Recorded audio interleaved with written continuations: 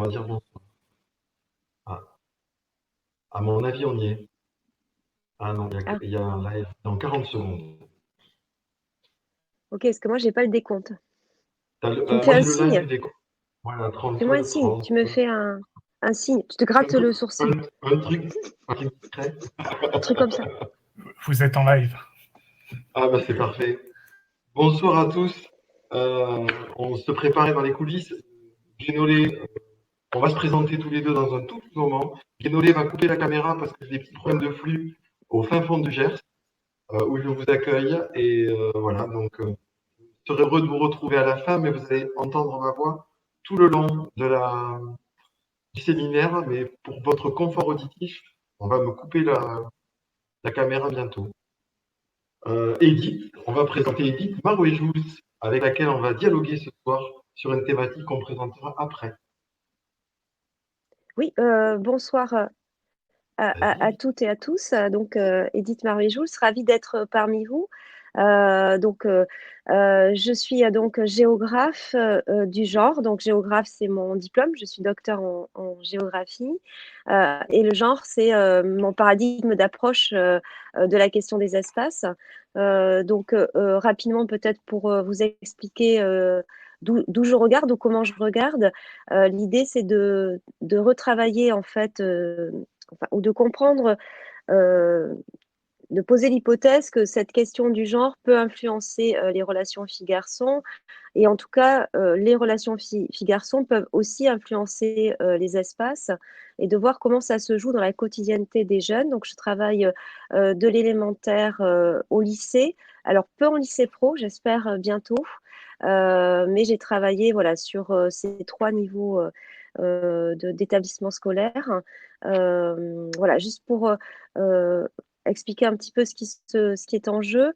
On peut dire que ce qui se passe en fait de manière structurelle et de manière un peu globale dans l'approche du terrain sur cette question du genre, c'est que se jouent trois niveaux trois grandes thématiques qu'on retrouve aussi en sociologie. La première, c'est la classification. En réalité, la relation fille-garçon, elle est d'abord faussée ou d'abord interrogée dans le fait que on va classifier les êtres humains. Donc, es-tu une fille ou es-tu un garçon? C'est quelque chose qu'on connaît très bien, que tout le monde connaît. C'est la question des stéréotypes, à la fois le vêtement en termes de vêtements physiques et à la fois ce qu'on appelle le vêtement social. Ça va donner une forme de définition qu'est-ce qu'être une fille, qu'est-ce qu'être un garçon, etc. Puis ensuite les jeux, puis les postures à l'espace, on le voit très bien. Et puis, pour que cette classification, en fait, assoie un autre niveau qui est, lui, très important et que je fais beaucoup travailler dans mon travail, qui est ce qu'on appelle la hiérarchisation. En réalité, c'est le cœur de la question du système de genre, c'est-à-dire établir l'inégale valeur après avoir classifié. C'est-à-dire qu'on va identifier des filles, on va identifier des garçons, puis on va mettre en place un système où le monde des filles, où les êtres humains qui portent des sacs roses, en fait, ont moins de valeur. Et ça se traduit à la fois dans les discours, dans la relation à l'autre, entre les filles et les garçons. Par exemple, sur des exemples très simples, tu es nul au foot, tu ne sais pas faire ça, etc. Mais ça se traduit aussi par des messages sociétaux et par par la manière dont on aménage l'espace public, en particulier les espaces de cours, mais pas uniquement, aussi l'espace public qu'on vit tous les jours. Et pour que j'allais dire, ce système fonctionne et soit opérant dans les espaces, il se joue autre chose qui est très intéressant, c'est ce qu'on appelle la séparation. C'est-à-dire que pour tenir une hiérarchie et donc une classification, il faut qu'on sépare ces deux mondes. Et tout l'enjeu, finalement, dans l'aménagement et dans la question de la relation fille-garçon, c'est d'établir une relation. C'est-à-dire de permettre la rencontre entre les filles et les garçons, et comme disait d'ailleurs très bien Geneviève Frey, c'est un terme que j'aime beaucoup, c'est rassembler, mais c'est pas suffisant, il faut aussi unir. Leur permettre de se parler, mais à égalité, donc rétablir la question de l'égale valeur, et ça c'est souvent à travers des notions très simples, qui sont des notions de droit, par exemple. Je travaille beaucoup avec eux dans le vocabulaire, on va très vite trouver dans les face-à-face pédagogiques des termes tels que ah oui, mais nous, madame, les filles, on n'a pas le droit de jouer au foot, j'ai pas le droit de m'habiller comme je veux, etc. Et c'est la remise en cause première du fondement de l'égalité qui est en fait avoir les mêmes droits. Et tout ce travail entre j'ai le droit de faire quelque chose qui est dans notre pays abouti, hein, même si ça a pris du temps. Dans le texte, les femmes et les hommes sont à égalité, et a fortiori les filles et les garçons. Et je veux faire quelque chose. Il y a souvent un biais qu'on voit pas, c'est la question du pouvoir, c'est-à-dire est-ce que ça m'est rendu possible? Est-ce que je peux avoir l'égal parole? Est-ce que je peux négocier dans l'espace où je suis? Ou est-ce qu'on m'en empêche? Alors soit, le groupe social des garçons, soit, aussi parce que ça ne m'est pas rendu possible par, l'espace qui m'est proposé ou les adultes qui sont autour de moi. Donc ça, on va l'évoquer en détail, avec, Benjamin. Mais voilà, je voulais un tout petit peu cadrer au début, cette histoire de la relation fille-garçon, dans un contexte, j'allais dire, un espace, social qui est l'espace, dans lequel, nous vivons, tous et toutes, aujourd'hui. Voilà.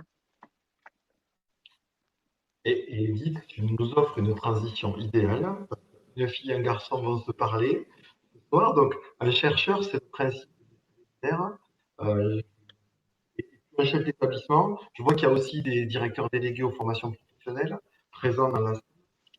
La thématique du jour, c'est comment on travaille l'espace de son établissement pour accompagner le bien-être par l'inclusion. Et c'est dans un cadre plus large pour ce qui est de Cignable et de Managéduc, comment dire ça, qu'on appelle Voix d'avenir. Là, du mois de mars au mois de juin, il va y avoir plusieurs webinaires, plusieurs conférences qui concernent le lycée professionnel, que l'on connaît tous, des parcours scolaires complexes, l'orientation subie, la dévalorisation de certaines filières, des équipes engagées sur des choses extrêmement concrètes au service des apprentissages. Et pour me présenter de manière très synthétique et poser les premières questions pour entrer dans le sujet, moi je suis à la tête de lycée polyvalent dans le GEP. C'est un lycée qui est polyvalent récemment, il y a entré dans la polyvalence, mon prédécesseur, il y a 17 ans, qui avait décidé de réunir les lycées. Et donc, il est composé à peu près de 1000 élèves. J'espère qu'on m'entend bien. 1000 élèves, et sur ces 1000 élèves, 300 sont du lycée pro. Et en fait, un élève sur 3 chez moi est une fille seulement. Et donc, la première question, ça pourrait être comment être sûr. Souvent, les filles en lycée pro, quand on en a eu, on en fait des étendards. Comment on est sûr qu'on est bienveillant avec les filles? Alors, je vais la Non, poser à l'écrit. alors la question qui est posée, c'est, d'abord le contexte, hein, le contexte de la mixité. Donc une fille, pour, 2 garçons dans le lycée pro, de Benjamin. Bon, on s'appelle par nos prénoms parce que c'est un peu plus simple, hein, et donc et de savoir si, la question, de la place des filles en fait, notamment, en étant plus attentif et attentive à elles et en les valorisant aussi, hein, dans leur parcours. Est-ce que c'est une bonne stratégie? J'ai cru comprendre que c'était ça, la question. Alors, moi d'abord, ce que je voulais dire sur la question du mélange et sur la question des lycées pro, c'est la question, bien souvent dans les lycées pro, c'est pas le cas là, puisque un tiers pour deux tiers, ça peut faire ce qu'on appelle mélange et égalité, hein. Euh, mais bien souvent, il y a très peu de filles, en fait. Il y a une grande, grande majorité de garçons. Et ce sont des établissements qu'on appelle non mixtes au sens propre du rapport de force. Pour faire mixité, encore une fois, il faut à peu près 7 pour 3 ou 6 pour 4, c'est l'idéal, parce que on voit bien la diversité de cette classification des filles et des garçons, et le dialogue peut s'installer à égalité. Il n'empêche que faire mélange ou faire rassemblement, unir, c'est aussi amener les garçons, et ça c'est quelque chose que je vois beaucoup, hein, dans mon travail, dans le monde des filles. En fait, cette question des stéréotypes, elle est complexe parce que on pourrait se dire, ah bon, mais ce qu'il faut faire, c'est absolument faire attention qu'il n'y ait pas des activités de filles, des activités de garçons, vous voyez, des filières de filles, des filières de garçons, etc. En fait, c'est très très dur ça, hein. Et peut-être que l'enjeu, le pari qu'on peut faire ensemble, c'est que dans cette question de classification, séparation et hiérarchisation, travailler sur la séparation, c'est-à-dire travailler sur la perméabilité des mondes, ça va affaiblir la question des stéréotypes. Parce que dans la rencontre, on va rencontrer l'autre dans son humanité, dans sa diversité. Et d'ailleurs, la rencontre, et j'ai souvent l'occasion de le dire, c'est pas le consensus, hein, c'est bien le dissensus, c'est aussi la différence. Moi j'aime ça, toi t'aimes ça, etc. Et ce conflit-là, il est sain dans le sens où cette rencontre des mondes, elle est co-veillée par les adultes, elle est encadrée dans un contexte scolaire, et ça ne devient pas de la violence. Parce qu'en fait, on va vite se rendre compte que c'est l'absence de relation fille-garçon qui, en grandissant d'ailleurs, se consomme très vite, en passant aussi par les espaces de collège, etc., que c'est finalement ça qui va faire plus tard une relation violente. Et la question des violences, elle est extrêmement importante dans la question du genre et dans la question de la relation fille-garçon. Donc en fait, le fait d'avoir un lycée pro où il n'y aurait que des garçons, ou une immense majorité de garçons, l'erreur serait de dire, bon, ben moi, j'ai pas besoin de parler de la mixité, puisque j'ai pas de filles. Et en réalité, les sujets de filles, c'est ça qui est extrêmement important à faire discuter avec les garçons et à discuter ensemble filles-garçons. C'est souvent les sujets de filles, en fait, ou les problématiques des filles dans la société ou dans l'établissement qui sont niées sous ce couvert de l'inégale valeur, c'est-à-dire, oui, mais bon, ça, c'est des petits problèmes de filles, c'est des petits. Et en fait, les faire rentrer dans la discussion et amener les garçons à être perméables au monde des filles, à ce qu'elles vivent, mais aussi aux sentiments, à la manière dont on les a construites, prendre soin, laisser parler, qui sont encore très efficients dans le monde scolaire. Les filles sont très appétentes par rapport à ce qu'on attend d'elles. Et on attend d'elles qu'elles se taisent, qu'elles écoutent, etc. Mais ce sont des valeurs qui peuvent faire valeur aussi chez les garçons. Et juste finirai là-dessus, ce qui est problématique, c'est que, en fait, pour faire non-mixité ou séparation, il suffit qu'il y ait un groupe qui s'organise dans l'entre-soi. Et ce qu'on voit très bien dans une cour de récréation en élémentaire et puis plus tard, dans ces mondes qui se créent, c'est que c'est les garçons qui s'organisent entre eux. Et il suffit qu'ils disent non, on ne veut pas les filles, ou on n'a rien à faire avec les filles, ou c'est honteux ou dangereux d'être perméable au monde des filles pour que les filles se retrouvent entre elles. Et c'est extrêmement difficile après. C'est bien du mouvement des garçons que doit venir la rencontre. Donc, valoriser les filles, c'est pas grave. Au contraire, c'est montrer qu'elles ont une place, qu'elles ont quelque chose à dire à l'établissement, même si elles sont peu nombreuses, et qu'elles ont des parcours, qu'elles ont une réalité, j'allais dire. Autre chose d'ailleurs que celle de faire décor au sens de décorer l'établissement, au sens de leur physique, ou décor au sens décor au pluriel. Elles portent des filières, elles portent quelque chose, quoi. Voilà. En espérant que tu m'entendes, oui, c'est mieux. J'ai une question sur la place du village. Nous, on a organisé le lycée, parce qu'il est fichu comme ça, autour d'une place, qui est une place avec des arbres, et puis 4 bâtiments autour, toutes bêtes, avec un foyer, avec des endroits aussi qui sont périphériques, le foyer des élèves, l'endroit où on fait de la musique, et aussi la salle d'études qu'on va ramener là. Euh, dans l'espace public, on a aussi les toilettes mixtes, pas partout, pas dans la place du village, mais partout ailleurs.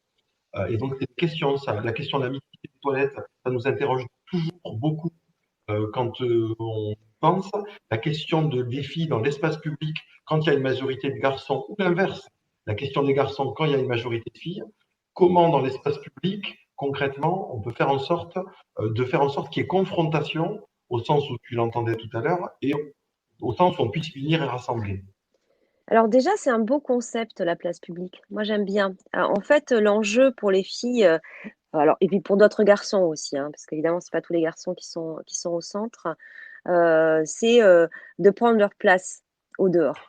Il y a quand même toute une histoire sur la question de la relégation des femmes, des petites filles, déjà au départ, à être à l'intérieur. D'ailleurs, quand on veut travailler sur l'égale valeur des filles et leur donner une place visible, on commence par externaliser ce qu'elles aiment faire. Parce qu'on se rend compte très souvent que ce que les filles aiment faire, d'ailleurs, elles vous le disent, par exemple, elles vous disent, ah oui, mais nous, on est aux toilettes parce qu'on a envie de parler de nos sujets, etc. Non, non, je leur dis, les filles, vous pouvez parler entre vous, mais vous allez parler dehors.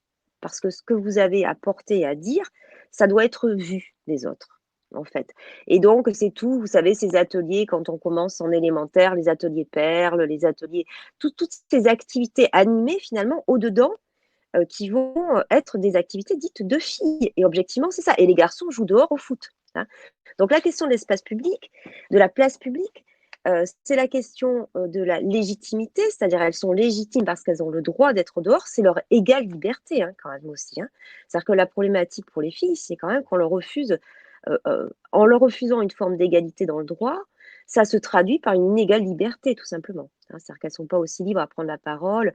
Donc il faut organiser dans cet espace-là là encore du débat, mais du débat qui peut être sur des sujets de filles aussi. Il faut parler de la relation fille-garçon, il faut parler, de la question, de la tenue vestimentaire des filles, de ce qu'elles rencontrent dans leur quotidienneté. Il faut parler du sexisme, il faut parler de l'homophobie, hein. L'homophobie, c'est un très, très, très bon sujet pour rendre perméable au monde des filles. Alors ça, c'est, donc en fait, la peur de l'homosexualité masculine, en réalité, c'est comme ça qu'on pourrait le traduire et donc utiliser cet espace-là, peut-être l'aménager aussi.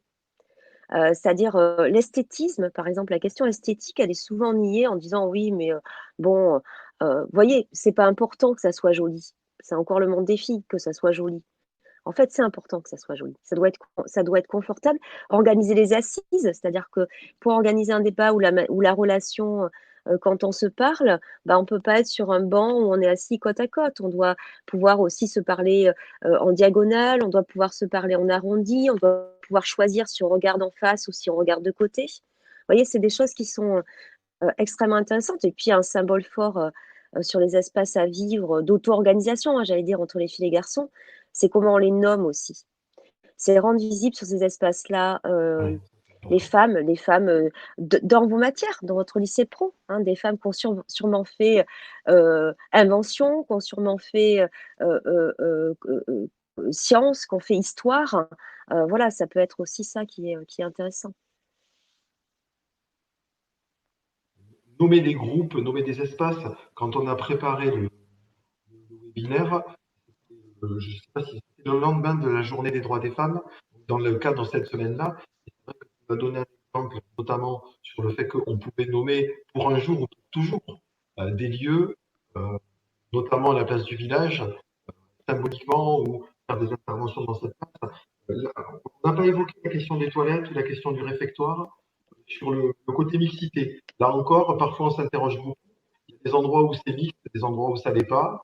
On a toujours tendance à revenir au. On t'entend très bien hein, quand tu parles. On a toujours tendance à dire bon, moi je suis arrivé dans mon établissement scolaire, c'est le premier où je vois des toilettes mixtes, et c'est vrai que ça m'interroge énormément.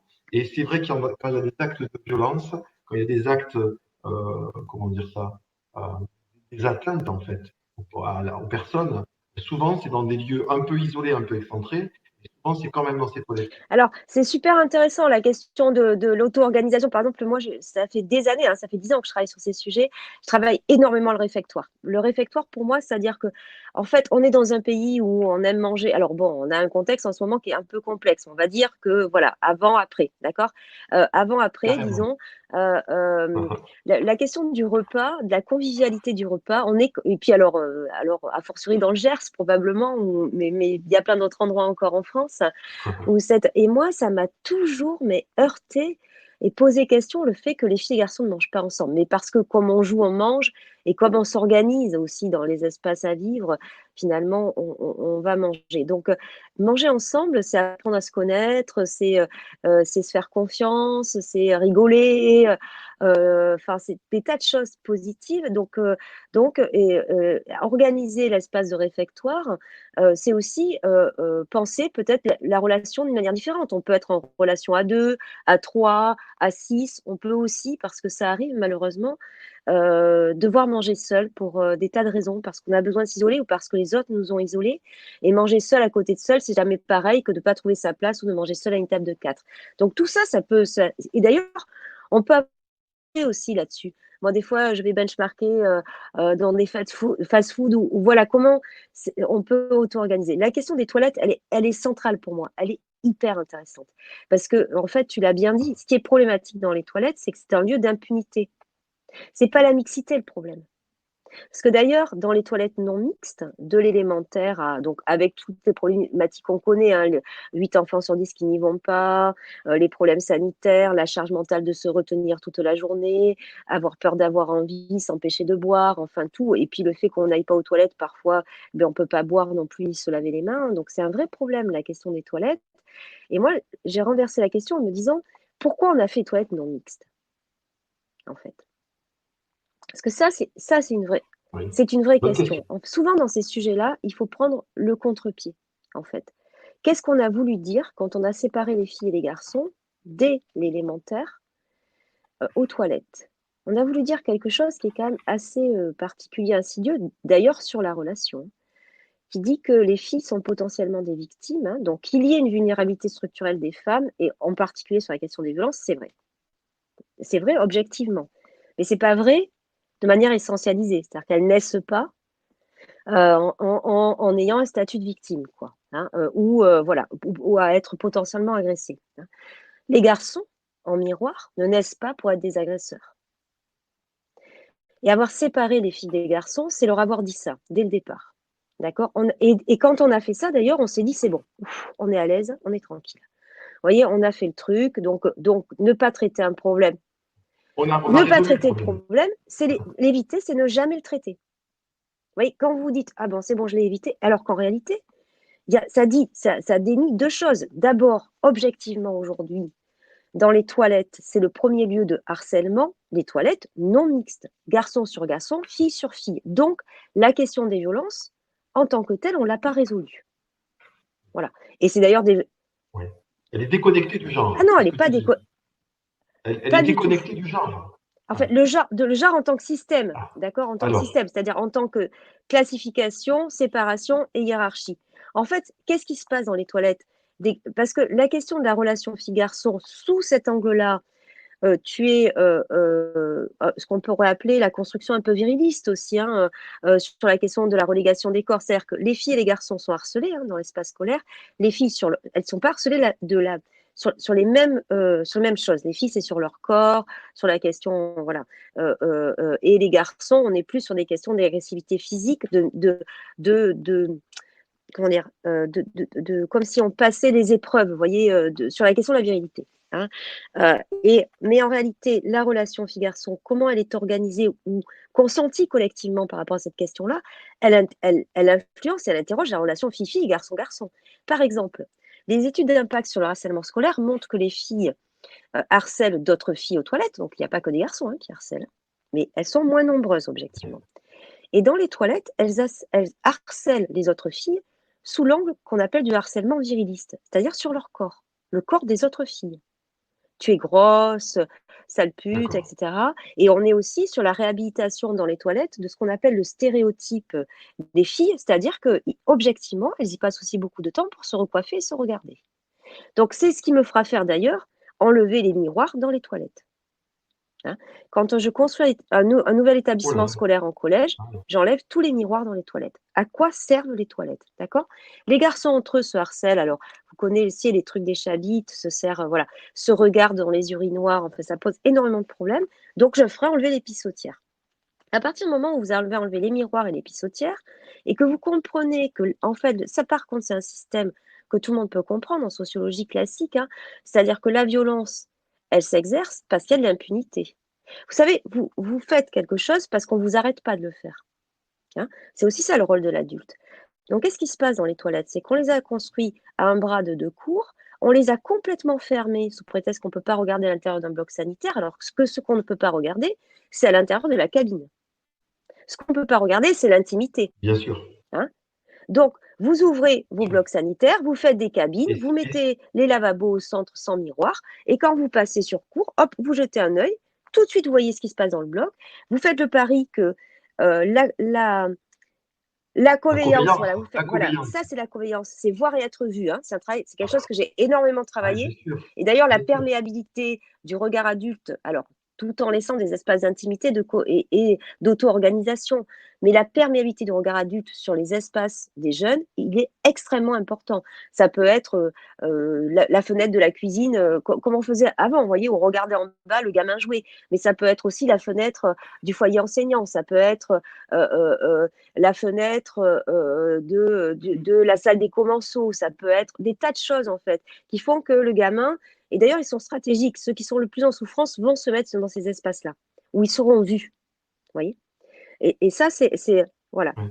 Mais c'est carrément l'idée de ce qu'on a fait quand on redessine, nous, autour d'une place du village.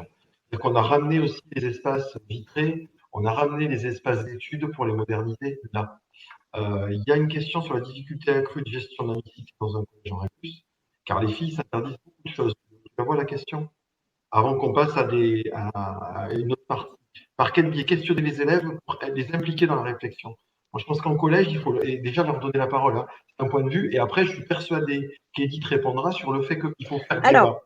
Que c'est voilà. qu'aujourd'hui, on a beaucoup d'interventions dans les établissements scolaires et très peu nous permettent d'avoir des confrontations entre Ouais. élèves. Et ça, Alors c'est quand moi, même j'ai un la peu la chance clé. d'avoir construit un métier, hein. Mon métier, ça fait 20 ans que je le travaille et ça fait 10 ans que je suis en établissement scolaire.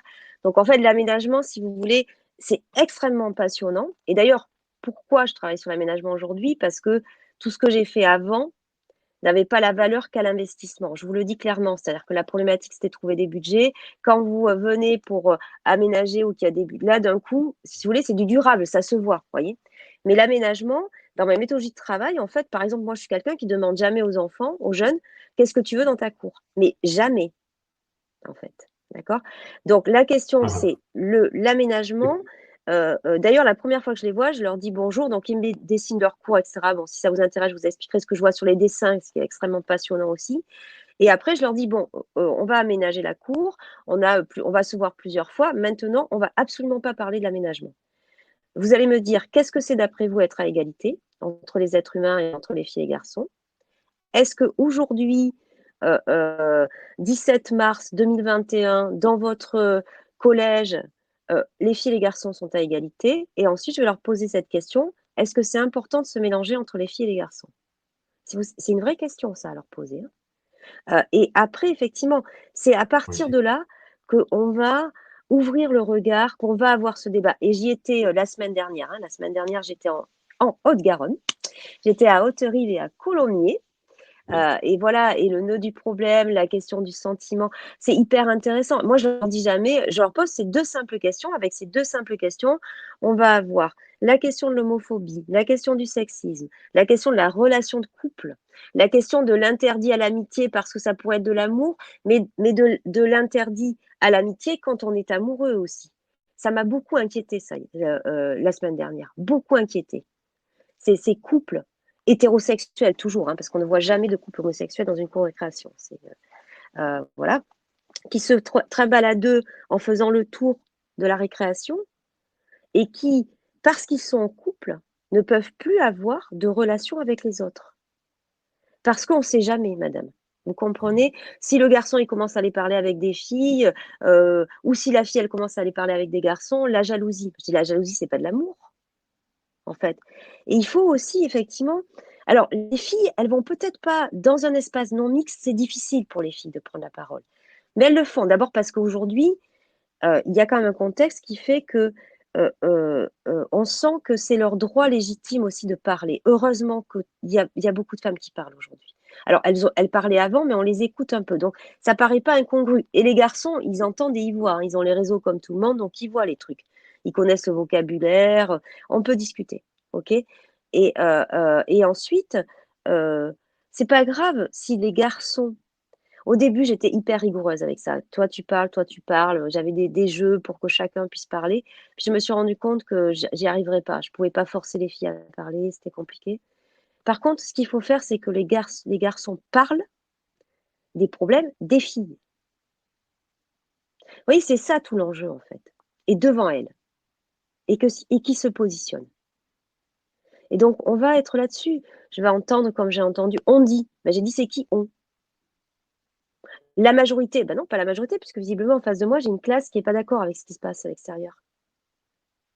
Il faut le trouver, celui qui. Celui qui dit à la camarade à chaque fois qu'elle arrive qu'elle est habillée comme une pute ou que ça va pas ou que. Elles sont les filles, elles n'en peuvent plus. Donc elles vont finir par s'habiller en jogging, mais on attend d'elles qu'en même temps elles soient. Enfin, je veux dire, aujourd'hui, une tenue provocante dans un collège, c'est un t-shirt où on voit un morceau d'épaule à froufrou, quoi. On n'est plus sur les tops, on n'est plus sur plus rien là. Hein. C'est terminé, quoi. Donc, enfin voilà, pardon, oui. Alors, non, mais il y a quelques informations, et puis il y a une question sur la religion, mais je pense qu'il faut qu'on la traite assez vite. On passera sur une partie question. Après, on va évidemment parler des lieux hein, comme le CDL ou d'autres lieux, hein, les éco-délégués. On va prendre l'exemple d'un Fab Lab. Mais pour aller dans ton sens, moi, un témoignage, si vous m'entendez à peu près correctement, la chose la plus efficace que j'ai fait ces 5 dernières années au sein du lycée, c'est un temps sur la vie affective qui avait été préparé par une prof de français avec 2 classes, où les élèves tiraient au sort des scénettes de la vie intime et devaient refuser une faveur demandée à un garçon par une fille ou parler des positions sexuelles, etc. et jouer des pièces de théâtre. Et c'est le moment, moi je trouve, où on a été le plus utile, le plus suivi. Voilà, ça c'est le témoignage. Mais après, avant ça, j'ai une question sur au quotidien, sans aller sur les interroger, est-ce qu'il y a des gestes qu'on peut faire en classe ou des considérations qu'on peut faire en classe pour travailler l'histoire de place des filles pour pas qu'elles s'interdisent? Et après, garde en tête la question de la Oui, alors, religion. de toute façon, c'est toujours pareil, en fait. Il y a un effort, alors c'est compliqué parce que, juste je dirais ça, c'est pas parce que, on discrimine pas. Moi, j'ai jamais vu d'enseignant, complètement, voilà, enfin, ou que, il y a cette position un peu neutre, si vous voulez, qu'on fait égalité. Pour faire égalité, il faut déconstruire un système, donc il faut être proactif. Il faut lutter contre des inégalités. Donc il faut les rendre. Il faut visible et de leur quotidienneté, quoi. Leur quotidienneté à les filles, aux filles, c'est ça. C'est beaucoup la tenue vestimentaire. Donc, il faut l'aborder dans le règlement intérieur. Il faut l'aborder. Il faut travailler à légitimer.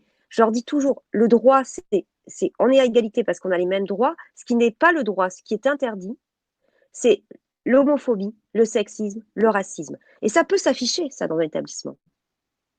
Il faut voilà, rendre. Et après, dans la manière de travailler, c'est s'interroger. C'est compliqué, hein, mais moi, je fais hyper confiance aux outils pédagogiques et tout. Donc, c'est peut-être féminiser, c'est peut-être travailler sur des images, voilà, valoriser les filles, c'est peut-être leur laisser des petits temps de discussion là-dessus, c'est travailler avec sa matière.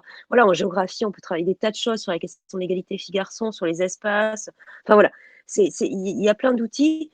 Sur la question de la religion, rapidement, parce qu'en fait, ça ne fait pas débat pour moi, hein, la question de la religion, pour deux raisons. D'abord parce que, et c'est là qu'il ne faut pas se tromper, il faut bien définir ce qu'est être à égalité.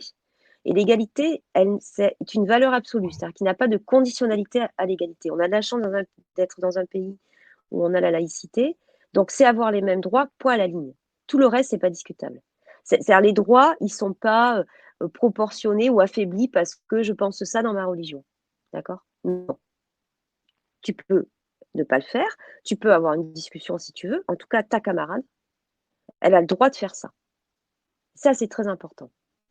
Ici, à ce moment-là. Et parce que aussi, je pense que l'établissement scolaire est un lieu privilégié. Et juste pour être là-dessus, il ne faut jamais se tromper entre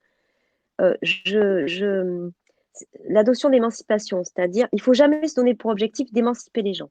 Jamais. Parce que l'émancipation, c'est contradictoire avec ce qu'est l'émancipation. L'émancipation, c'est ses propres choix, sa propre liberté. Par contre, on peut donner les cadres à l'émancipation, donner les alternatives, redire les valeurs pour lutter contre la norme de genre, pour lutter contre la norme religieuse aussi sûrement. Hein. Tranquillement, on repose les choses. Et on dit, voilà, ici, c'est ça qui est légitime. Moi, j'ai eu ça. Hein. Moi, j'ai eu des gamines en collège, ça m'a arraché le cœur, qui me disaient, oui, mais moi, mes parents, ils veulent pas que je traîne avec des garçons. Mais j'ai dit, ok, très bien. Ils ont le droit s'ils veulent pas. Par contre, au collège, je te le redis, tu as le droit d'être ami avec des garçons. Tu as le droit de manger avec des garçons à table. Tu as le droit de discuter avec eux à la cour de récréation. Voilà. C'est l'objectif de l'école. La socialisation secondaire, et c'est pour tous les autres sujets pareil, pour le racisme, pour l'homophobie, pour tous les autres, en fait. Donc celui-là ne doit pas être beaucoup plus problématique qu'un autre, en fait. Voilà. Une remarque que j'ai faite tout à l'heure à l'écrit sur compagnon et sur camarade. Dans l'étymologie, compagnon, c'est partager le pain, camarade, c'est partager la chambre. Donc, c'est simplement ça, une réaction à ce que tu disais tout à l'heure. On est sur une deuxième partie où là, on va parler des exemples d'aménagement pour favoriser la mixité, pour plus que favoriser, la pratiquer, quoi. J'ai deux, trois exemples en tête à développer, mais rapidement. D'abord, celui d'un Fab Lab où j'ai 35 élèves qui participent, filles et garçons, et toutes les filières différentes, participent 2 fois par semaine à la création de plein d'objets ou à la création de sites internet et fabriquent ensemble et coopèrent, collaborent. Donc, ça, j'aimerais avoir un avis, mais c'est en périphérie qui change beaucoup de choses. J'ai un deuxième exemple qui a été donné tout à l'heure dans le film, discussion, un conseil de la vie lycéenne qui aménage l'espace, donc ça fait écho à tes propos voilà, on commence à avoir une idée pour pas avoir de graffiti, à avoir un espace où on fait des graffitis, on autorise les graffitis, sans réfléchir, on le fait de manière empirique. Donc, comment on organise ça? Ce mur-là, on le met aussi au vu au-dessus de tout le monde sur notre place publique. Ça, c'est très important.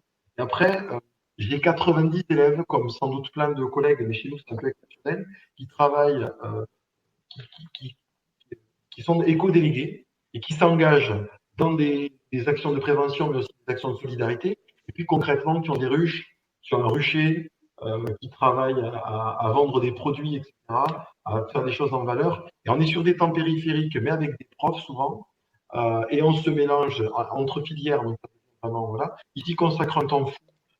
Il y a beaucoup d'internes dans cette action-là. Et ça ne représente pas, au bout du coup, ça représente 15-20% de l'équipe scolaire. Donc, c'est pas neutre. Voilà. La question, elle pose sur l'espace un peu périphérique, qui ne sont pas la classe, qui sont la vie au Oui, sein bien des sûr, établissements. parce qu'en réalité, tout l'enjeu, il se situe là, surtout en lycée. En fait, le lycée, c'est compliqué hein, parce qu'ils ne sont pas captifs sur les espaces.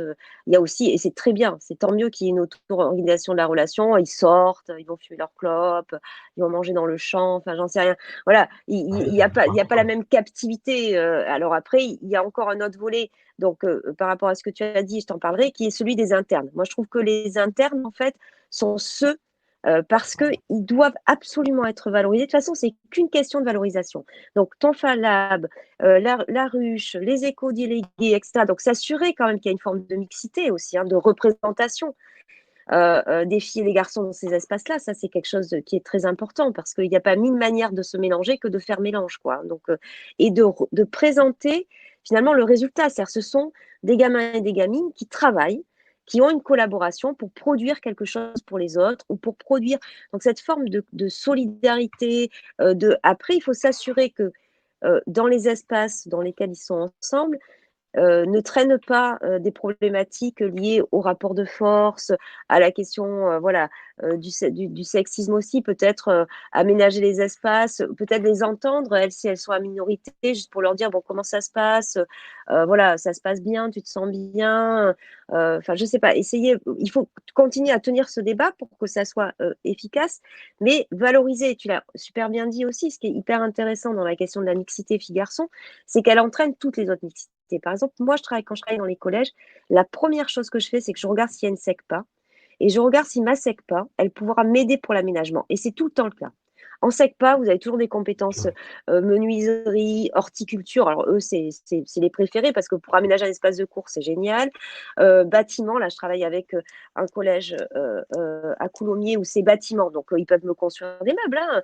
Et l'idée, c'est voilà, de valoriser aussi, de s'assurer que les filles et les garçons, on les regarde aussi sur ce qu'ils apportent à la société, sur leurs compétences, autre chose que sur, voilà, est-ce que tu t'es bien habillée, est-ce que tu es jolie, est-ce que tu es maquillée, quoi. Hein, tu fais avec les autres. Et juste pour finir là-dessus, la notion de mixité, quand tu me posais la question, tu me disais, mais comment on peut faire? Il faut toujours, toujours faire attention que le projet de la mixité, ça soit un projet de collaboration, un projet de, de rassembler, unir, qui est contre aussi cette question de hiérarchisation et que ça ne soit pas une punition. Il faut que les enfants sentent que travailler avec une fille quand on est un garçon, c'est pas pour le rendre plus calme, c'est pas pour travailler quelque chose chez lui, ou c'est pas pour le punir. C'est parce que c'est ça, voilà. Ouais. Ben, moi, et sur l'exemple du Fab Lab, très honnêtement, même s'il y a des petits écueils, on s'est posé la question l'autre jour, là actuellement ils fabriquent des skates, pas que. Et sur la déco, il y a quand même j'ai fait un tour, ou j'ai fait un détour, il y a quand même toute la créativité qui s'exprime. Effectivement, c'est une majorité de personnes qui vont utiliser les skates. Bon, voilà. La question de la zone fumeur, c'est une autre question. La question des éco-délégués, là on va fabriquer une miellerie. Aussi, moi, mes sections, c'est les sections du bâtiment. On va fabriquer une miellerie avec du bois et de la paille et de la terre pour la fabriquer. Ça met en avant des compétences. On est au-delà du genre. Hein, et ça permet de reconnaître la valeur égale et des compétences très différentes dans un cadre polyvalent. Et surtout, moi, voilà, et dernier point sur le CPL, j'ai posé les trois questions d'un coup, mais le côté sévère, il a un côté très symbolique. Chez nous, même si elles sont minoritaires, les filles, ce sont les plus investies, ce sont les plus engagées, ce sont les plus présentes dans les instances. Donc, comité d'éducation santé et citoyenneté, c'est les filles qui sont présentes et on fait la parole. On fait plus qu'essayer. Quand on forme les délégués, par exemple, on leur dit que si on vous écoute pas, parlez plus fort. Si vous avez l'impression qu'on vous entend pas, parlez plus fort. C'est sur ça où je retrouve, moi, des choses qui font écho à ce que tu travail de la recherche. La symbolique d'avoir une présidente c'est extrêmement fort. Et je m'explique mal, on va dire, l'engagement. Alors, est-ce que c'est parce que c'est attendu? Est-ce que c'est ça qu'on attend des femmes, en fait, à l'intérieur des établissements scolaires? Est-ce que c'est pour ça qu'elles prennent le pouvoir? Dans les instances, Mais par non, exemple. Ce genre de questions. alors, c'est ça aussi, enfin voilà, c'est hyper intéressant de s'interroger sur des choses comme ça parce que ça, c'est vraiment des biais, tu vois. C'est-à-dire que moi, j'ai entendu pendant des années que les femmes, oui, ben d'accord, mais c'était pas de notre faute, nous, si elles se présentaient pas présidentes dans les associations, si elles faisaient pas de la politique, si, voilà, donc, style, elles sont invisibles, Ouais. si vous voulez, à l'espace de société. Par contre, c'est quand même les majoritaires dans les associations sportives, en majorité, c'est des femmes, hein, quand même, les bénévoles. Hein. Donc, c'est celles qui font le linge, qui font les sandwichs, qui amènent, qui déplacent, qui ramènent pour les matchs, vous voyez. Donc, il faut quand même. Donc, la question, c'est très bien qu'elles puissent prendre aussi. C'est hyper dur, les filles, enfin, les filles, et puis plein d'autres garçons, mais les femmes, dès le départ, n'apprennent pas à négocier. Si vous voulez, il faut apprendre à se centrer dans un espace. Hein. Être toute seule au milieu d'un espace ou être au milieu, au centre des regards, c'est difficile. C'est un apprentissage comme un autre. Ouais, bien sûr. Et les filles, elles Bien sûr. mésapprennent ça. On les met vite. Donc, et peut-être que si elles prennent ce biais-là aussi dans ton établissement, c'est parce qu'elles veulent se rendre visibles. Peut-être qu'elles répondent à une consigne, inconsciente ou consciente de, voilà, les filles, elles sont là aussi pour faire société. Et d'ailleurs, c'est vrai. Tu vois, c'est pour ça que mettre les activités de filles ou les préoccupations des filles ou leur manière de prendre soin, de faire société au centre, c'est ça qui fait la mixité. Encore une fois, sur le principe des garçons entre eux, parce que d'un coup, il va y avoir des espaces de perméabilité, il va y avoir, c'est la mobilité dans les, donc c'est extrêmement important. Après, il faut pas que ça masque, il faut être très attentif et attentive à la question des violences. Il n'existe pas un lieu dans ce monde, que ça soit à l'école, au travail, en particulier dans le couple, hein, quand même, où les femmes ne sont pas surviolentées par rapport aux hommes.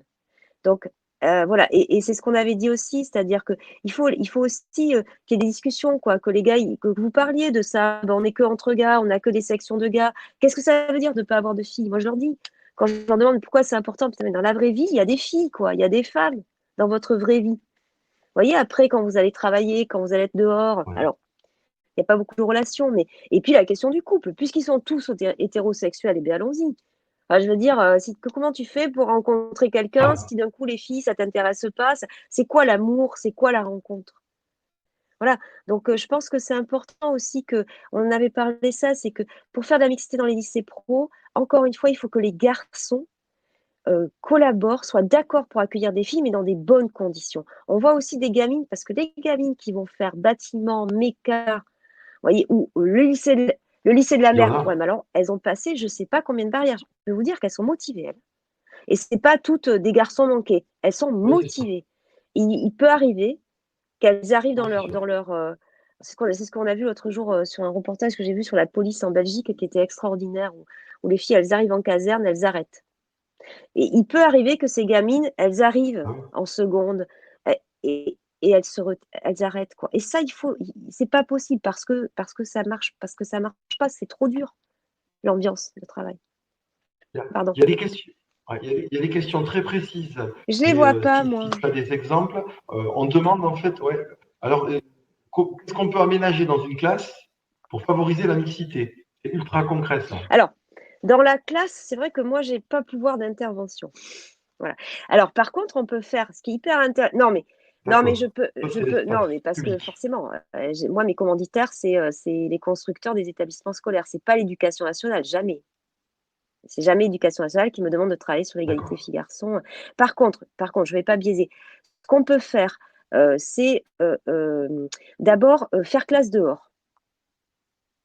Parce que là, ça casse, Ouais, en fait. ouais, Ça super. casse, si tu veux, et ça Mhm. montre, faire classe dehors, c'est hyper puissant, en fait.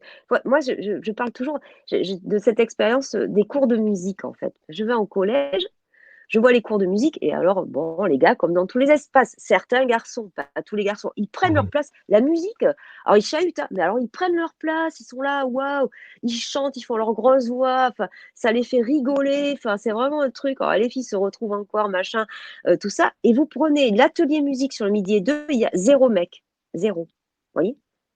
La musique, c'est pas pour les garçons, sauf en cours, parce qu'ils sont obligés. Donc ça, vous l'externalisez, vous montrez en fait, qu'il y a des filles et des garçons qui chantent ensemble et ça casse un peu le truc: «Oh là là, voilà, c'est horrible, tu vas pas les chanter». Non, ça fait partie de la vie, ça fait même partie de l'enseignement public de chanter. Donc aller faire classe dehors, alors, voilà, quand c'est possible, quand c'est ça casse aussi, pour eux, le truc à côté de qui je m'assois et cetera. Vous voyez, on peut un peu marger là-dessus. Après, on peut aussi faire des expériences en classe, hein, on peut changer les tables. Vous le faites souvent, organiser, enlever des tables, se mettre tous ensemble et tout ensemble et avoir une discussion sur un sujet. On peut aussi, de temps en temps, pour un prétexte, quel qu'il soit, imposer la mixité une fois, comme ça, pour voir. Tiens, on s'assoit ensemble à côté. Moi, c'est ce que je fais hein, quand je les fais travailler sur les diagnostics. Je leur dis on travaille sur égalité filles-garçons, vous allez faire des binômes mixtes, c'est tout. Oh, madame, madame. Mais non, c'est comme ça. Parce qu'il y en a un qui écrit, il y en a un qui regarde. Il faut être à deux. Puis comme on travaille, moi, je trouve ça bien. Allez, vous ferez ça. Et c'est pas grave, c'est 1 heure dans leur vie, je veux dire, ils vont pas, vous voyez? Je sais pas, j'ai répondu. Et- ah oui, vraiment très très clair. Et ça rappelle des actions symboliques. Enfin, moi, je suis toujours un petit peu dans le symbole, mais il y a des groupes dans les internats. Les groupes, là encore, je dois être privilégié. On doit avoir un problème au lycée à Auch. Nos leaders du groupe et nos chanteurs sont des chanteuses. Donc, c'est plutôt les garçons qui jouent, qui rangent, et les filles qui chantent et qui sont des leaders un peu charismatiques. Donc, on se plaint pas, hein, mais c'est vrai que voilà. Et puis, un autre exemple, hein, on a le bonheur, c'est pour ça que l'espace polyvalent aussi, le fait de créer de la mixité volontairement, même pour un temps donné. euh, et je prends un exemple, on a eu une intervention, nous, en 2017, d'une fille de ferriste qui a traversé la cour, euh, qui appartient à une compagnie, Bazinga, avec laquelle on a une résidence artistique. Maintenant, on a signé un contrat pour quelques années. On va les retrouver plusieurs fois par an. Et c'est une dame qui a traversé, et c'était la traversée de l'adolescence. C'était la traversée. Elle faisait sans, comment dire, avec sur son fil, elle traversait 2 bâtiments, elle ralliait un bâtiment polyvalent, quoi. Elle allait d'un bâtiment de la voie générale à un bâtiment de la voie pro, elle traversait la cour, et c'est les élèves, c'est plutôt les garçons qui montraient la voie et qui étaient les techniciens, et ce sont des élèves qui assuraient la sécurité, filles comme garçons. C'est-à-dire qu'on avait, sans que ce soit travaillé, mais parce que ça fait partie des compétences des circassiens, et on a le bonheur d'avoir des sections qui sont mixtes et de pouvoir les mettre en avant symboliquement. C'est un moment qui est resté extrêmement fort pour l'ensemble des équipes et qui symbolisait beaucoup de choses. Et sans y penser vraiment a posteriori, que ce soit une femme qui fasse ça, c'est quand même super, très, très fort Alors symboliquement, quoi. juste, ouais, Voilà. non, non, mais Pardon, c'était c'était. très intéressant et tu vois, enfin, voilà, après, de toute façon, il faut pas non plus on sait faire aussi, hein, enfin, je veux dire, faut pas tout le temps se mettre de la pression, il faut juste penser un peu les choses et les tenir dans la durée. C'est un sujet qu'il faut rendre très, très visible, en fait et juste 2 choses, sur la question des internes. Pour moi, les internes, c'est eux qui font groupe, c'est eux qui font amitié. Il faut toujours, les prendre comme en fait, les internes, ils ont quelque chose de génial que n'ont pas les autres, c'est que c'est leur maison, l'établissement C'est et clair. ça, que dans le rêve, dans l'imaginaire, enfin bon après, voilà, enfin moi enfin j'avais fait un truc de bal de collège là pour ma fille et j'ai vu les enfants, vous savez quand vous êtes dans l'établissement sur un horaire qui est complètement décalé, de 19h à 23h, c'est votre fête du collège là, les troisièmes et vous verrez comment c'est beau de les voir. En fait, cette espèce qui arrive tout le temps en fin de troisième finalement, mais cette espèce d'appropriation de l'espace en fait et les internes, ça veut dire qu'il faut leur permettre aussi d'embellir, de mettre des Ah oui. messages pour les autres, vous voyez? De laisser des petits messages pour quand les autres arrivent le lundi ou arrivent le lendemain matin. de faire des jardins pédagogiques, qu'ils travaillent. C'est pas grave si ça meurt l'été, c'est pas grave. Vous voyez, qu'ils aient les espaces, voilà, que le réfectoire, ça devienne un espace complètement différent le soir, que les salles d'études. Enfin, il y a encore beaucoup trop de rigidité sur la question de l'internat, moi, je trouve. Et justement, les espaces à venir. Alors bon, je suis pas folle pour dire qu'il faut faire. Mais vous voyez, cette question de la mixité de l'internat aussi, c'est une vraie question. Pourquoi? Pareil que pour mes toilettes. Parce que quand on la pense pas, je dis pas qu'il faut le faire. On parle de lycéens, donc on parle de personnes qui ont quasiment toutes et tous sa majorité sexuelle, hein, d'accord? Au sens de la loi, 16 ans. Donc, quand on ne pense pas la mixité, qu'est-ce qu'on fait? On ne pense pas non plus la sexualité garçon-garçon et fille-fille. En fait, c'est-à-dire qu'en se disant, j'ai évité la sexualité hétérosexuelle, je ne me pose pas la question tout simplement de la sexualité de mes jeunes. Hein. Alors, je ne dis pas qu'il faut organiser. J'ai perdu ton Hein? image, Edith. Mais on t'entend. Ah mince, J'ai perdu ah l'image, mais on mince, j'ai t'entend. dit. Alors non, mais c'est. Si, Mais c'est c'est très pas. mauvais ça. Ça veut dire que ça va couper. Vous m'entendez toujours? Vous êtes sûr? Ah, Attends, je vais approcher. alors, Ouais. on Bon, t'entend très bien. On t'entend très bon, bien. Et c'est bon. toujours passionnant parce que figure-toi que nous, pour nos internes, par exemple, ah ben, tu te vois aussi, moi c'est moi qui ne te vois pas. Pour nos internes, on fait 2 heures d'études, une en chambre, et la première, elle est par dortoir, donc elle est complètement séparée filles-garçons. Et ils ont des espaces comme le CDI pour se retrouver. Mais Tu vois, effectivement, sur on les voit. internats, Ah, non, non, mais tu peux travailler en termes d'aménagement. Moi, j'y travaille beaucoup. Bon, bien sûr, il faut toujours penser l'intimité. Enfin, on a encore ces internats où, par exemple, voilà, les douches, les toilettes, etc. Encore une fois, cette question de la cabine, de l'intimité et de la coveillance, voilà, ça, c'est extrêmement important. Il faut penser des espaces aussi. Moi, je travaille sur des salons ouverts. J'adore. C'est-à-dire, à l'étage, tu vois, tu as un salon ouvert. Tu enfermé pour avoir la salle. Puis les salles télé, tout ça, c'est le bordel. Qui c'est qui regarde, qui c'est qui prend la télécommande, c'est toujours le bazar.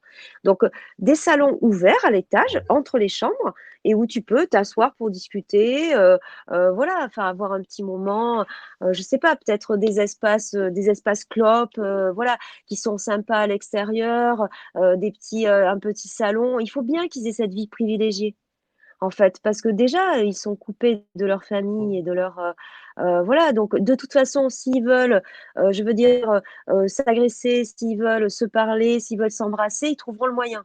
Donc autant mieux se dire qu'ils vont avoir des relations et que voilà, tout ne peut pas être permis, on est bien d'accord. Après, il faut voir ce qu'on interdit aussi, hein. De quoi on a peur? Ça, c'est une vraie question parce qu'en même temps, pas aborder la question de la sexualité, c'est un souci quand même, hein. À 16 ans, je dis pas à plus jeune, hein. Mais pour moi, ça me pose question. C'est-à-dire, ça veut dire quoi? C'est de quoi on a peur? On a encore peur que les femmes tombent enceintes?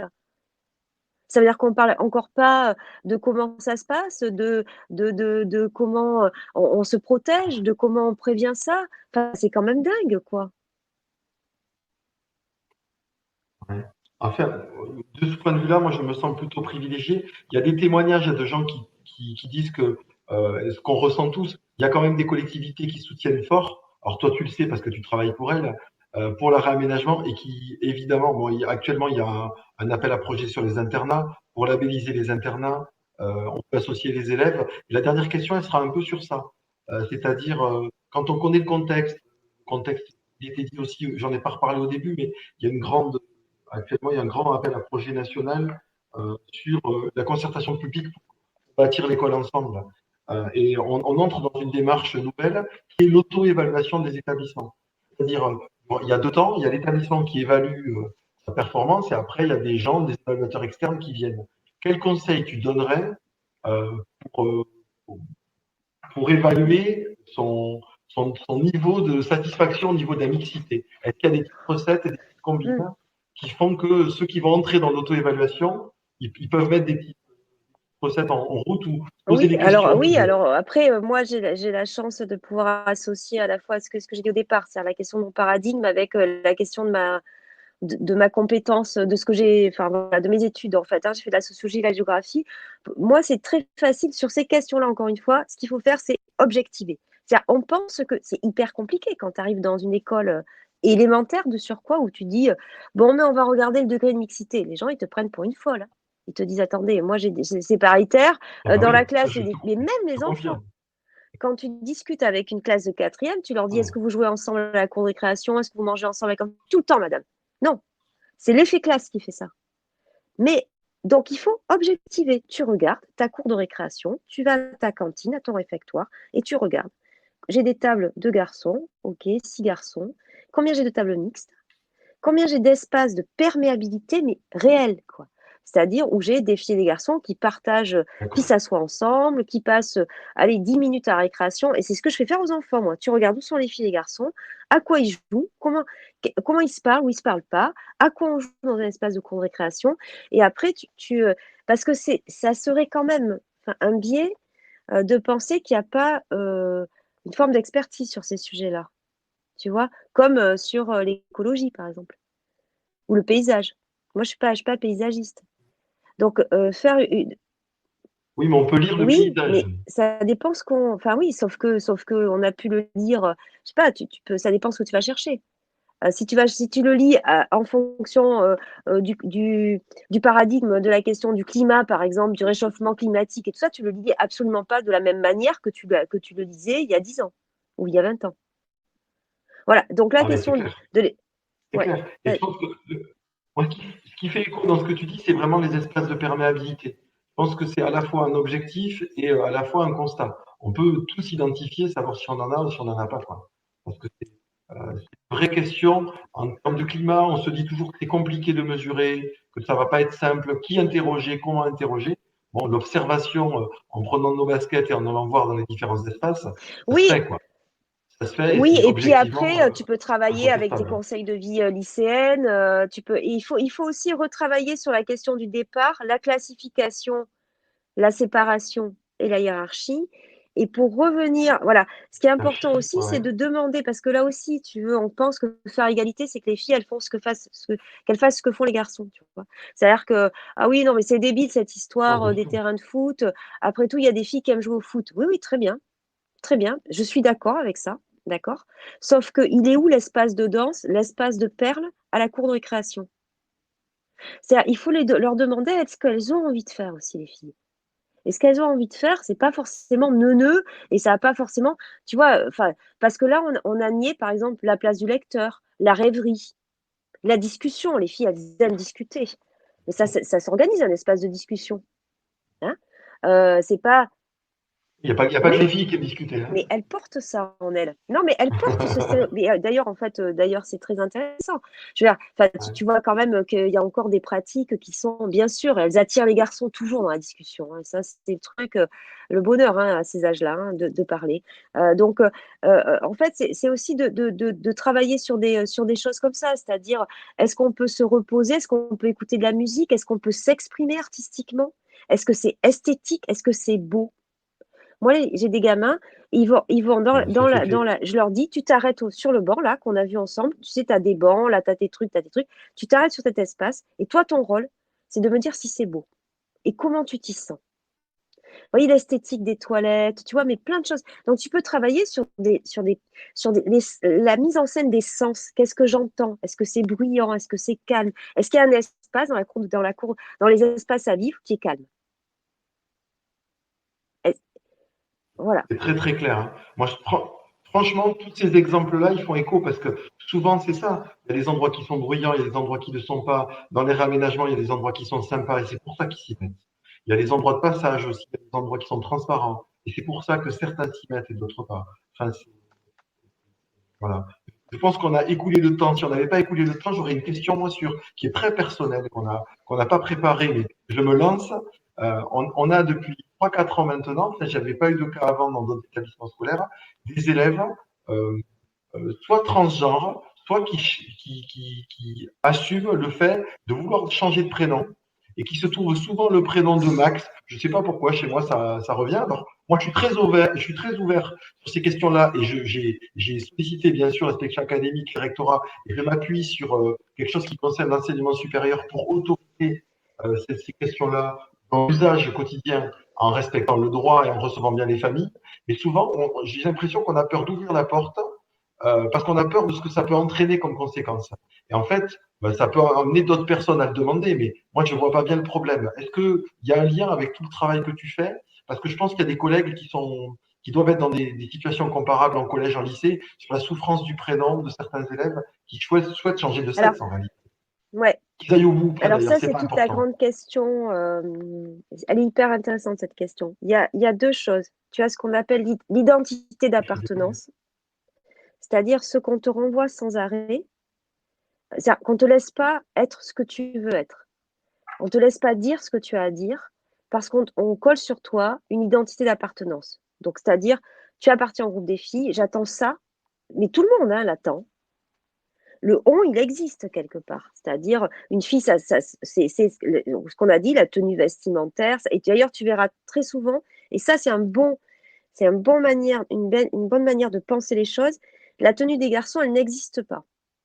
La tenue vestimentaire des garçons. Elle ne se Oui, ça construit c'est vrai. que dans l'interdit. Ne pas porter de maquillage, ne pas porter de bracelet, ne pas porter de robe, ne pas porter de talons hauts, ne pas porter de sac à main. Et tout l'univers après se construit aussi comme ça. L'imperméabilité au groupe des filles, parce que ça fait honte et c'est déchoir. C'est déchoir socialement. La société porte cette image-là. Ok. C'est-à-dire qu'on leur demande d'être jolie, de faire Je esthétique et comprends. tout ça, mais c'est pas important l'esthétique. Ce qui est important, c'est le courage, la vaillance. Donc cette question de l'identité d'appartenance, voilà. Et La après, force. tu as effectivement comment toi, ce système-là aussi, il va percuter ces gamins et ces gamines. Et tu sais, parfois, oui, il y a cette question de la transidentité assumée qui va. Mais parfois, tu as des gamines qui prennent des risques et qui veulent rester filles, si tu veux, mais qui prennent des risques juste parce qu'elles ont les cheveux courts. Hein. Parce que cherche des gamines avec des cheveux courts en ton établissement, tu vas pas en trouver beaucoup. Ou des gamins avec des cheveux longs. Et on n'est pas dans un processus de transidentité ou quoi que ce soit. Et ces enfants-là, ils sont importants parce que il ne faut pas croire que c'est facile, ce qui leur arrive. Il ne faut pas croire que c'est facile pour eux et pour elles de l'assumer. Hein, et que c'est bien souvent des enfants qui sont aussi très en souffrance. Hein, et qu'ils n'ont eu d'autre choix finalement que d'exploser le truc parce qu'ils subissaient trop de choses, en fait, tout simplement. Il faut les protéger sur les violences. Là, par contre, c'est quelque chose qui est très, très important, de bien regarder ce qui Ouais. se passe. Tu sais, les propos de la dispute, l'insulte. Moi, je travaille beaucoup avec eux sur l'insulte. Hein. Je leur dis, écoutez, l'autre jour, j'ai donné une mission à des collégiens de 5e d'aller me trouver des insultes, ce qu'ils veulent. Hein. Bon, là, j'en ai rien à faire, qui soient ni sexistes ni homophobes. Voilà. J'aurais dit, allez-y, puis la prochaine fois, on en parlera. Moi, je m'en fiche. Moi, si vous voulez, je suis une autre adulte dans l'espace. Donc, en plus, je suis une vieille, donc je peux leur dire ce que je veux. On a le droit de se dire les mots. Hein. Et donc, ils vont me chercher, voilà. Non, mais parce que, qu'est-ce que c'est les propos d'insulte? C'est toujours cette question de l'hétéronormativité, quand même, mais bon sang de bonsoir. Et qui c'est qu'on insulte à chaque fois? C'est la mère, la fille, Ah oui. Ah oui. voilà. Et les garçons, c'est parce qu'il ferait la fille dans la sexualité, hein, parce que c'est ça finalement l'histoire du truc. Hein. Et des fois, je l'ai fait s'interroger aussi là-dessus, parce que c'est quand même très particulier hein, la question de l'homophobie. Hein. C'est très particulier parce que l'homophobie, c'est pas la peur des homosexuels, c'est la peur d'être traité d'homosexuel chez les garçons, qu'on le soit ou non d'ailleurs. C'est très particulier hein, chez les jeunes homophobies. C'est une violence. Et d'ailleurs, sur les propos d'insultes, c'est quand même, puisqu'on est entre grands, on peut se parler, je suis quand même surprise depuis toujours, et parfois quand je peux, quand je suis avec des grands, style, je t'encule, ça pose pas de problème sur l'identité sexuelle du garçon, on est bien d'accord. Hein. C'est-à-dire qu'il dit à un autre garçon, personne ne va le traiter de pédé, enfin, parce qu'il faut être clair dans l'image, quoi, quand même. Voilà. Et par Oui, contre, bien sûr, celui bien qui. sûr, Donc, bien c'est sûr. quoi cette histoire? C'est encore la question de voilà, tu fais la fille. C'est celui qui fait la fille, vous comprenez bien ce que je veux dire, symboliquement, c'est-à-dire comment c'est traduit, bien évidemment, on n'est pas là-dessus, hein, je ne parle pas du tout de ça, moi, sur la question, mais voilà. Et puis après, il faut revenir à des choses très simples aussi, en disant que la sexualité, comme la religion, comme des tas d'autres choses, ça concerne la vie privée. Hein. Ça ne fait pas forcément identité quand même. Hein. Donc, qu'est-ce que tu as à parler, toi, de la Ouais. sexualité de ton voisin? Donc toi, c'est OK, tu as pas envie ou tu veux pas et pour que j'arrive à une classe de 5e encore une fois et c'est eux, hein, moi je leur parle pas comme ça aux 5e, hein, c'est eux qui parlent. Ils disent: «Madame, machin». Vous savez, oui, on se traitait d'homosexuels parce qu'ils ont compris qu'il fallait plus dire PD, mais ils se le disaient entre eux, mais vous, à l'adulte, ils vous le disent pas, donc ça fait doucement rigoler, mais bon, c'est pas grave. Donc OK, bon, mais qu'est-ce que tu veux me dire? Pour qu'il arrive enfin à me dire: «Oui, c'est vrai madame, je sais pas ce que c'est, mais il y a quelque chose qui me fait peur». Et jamais, bien sûr, je lui dirai: «Je n'ai pas à savoir s'il a peur d'être homosexuel ou s'il a peur Bien sûr, de j'entends. l'homosexualité». Voilà. Par On est contre, légitime. je lui ai dit: «C'est normal, tout le monde a peur. C'est normal que tu aies peur. Tu peux en discuter avec tes camarades, avec un adulte référent de l'école si tu veux. Tu peux réfléchir, parce qu'une peur aussi, on peut la penser». Je dis: «Par contre, ce qui est sûr et certain, c'est que ta peur, elle ne peut jamais justifier une agression, une violence sur quelqu'un d'autre. Il y a rien qui justifie ça. Ni la peur, ni, sauf l'autodéfense». Bon, oui? Edith, voilà. Edith, Ah, c'est passionnant. Je sais que ça se coupe à d'accord. 19h10. Donc, je ne sais pas si vous me voyez, mais je n'ai fait que sourire. Je me suis régalé. J'ai été beaucoup moins bavard que d'habitude, ce qui est très bien. Je retiens de ton intervention, non sans remercier les gens Moi qui ont aussi, merci. participé, classifier, hiérarchiser, séparer, et puis la valeur fondamentale qui est l'égalité et le fait de redire constamment les valeurs. C'était un plaisir. J'espère qu'on aura le bonheur de se croiser, je sais pas où, mais il ne tient qu'à nous. Et puis, je retiens surtout des choses très opérationnelles que tu nous as données, des petits conseils, voilà, pour que pour qu'on arrive à avoir des choses très opérationnelles, observer, pouvoir se repérer, juste essayer pour une fois de mettre la mixité. Je trouve que c'est des chouettes programmes. Et je sais que ça va couper à 19h10, donc Bah, je te merci laisse à le toutes et dernier à mot. tous, hein. Merci à toutes et vraiment merci de m'avoir invité. Merci. N'hésitez pas. Vous pouvez suivre mes travaux sur internet. J'ai un site où je montre comment je travaille dans les cours de récréation, les verbatines des gamins et tout. Et merci, 1000 fois. Je vous ai pas vu, j'aime pas trop quand je vois pas les autres, mais Je suis merci en désolé. tout cas. Voilà. Merci pour l'invitation et bonne continuation. Voilà. Merci à tous. Au revoir. Au revoir.